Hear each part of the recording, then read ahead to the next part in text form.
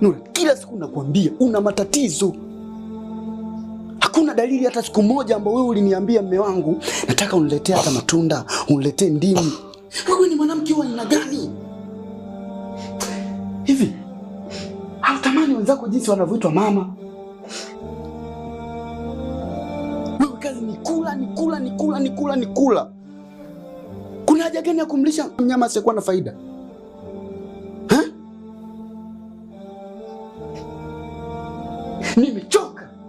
Nimechoka.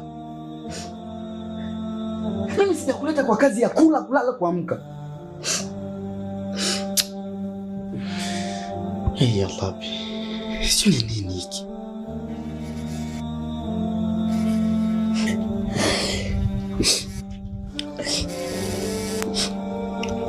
Mume wangu, simu yako inaita, pokea.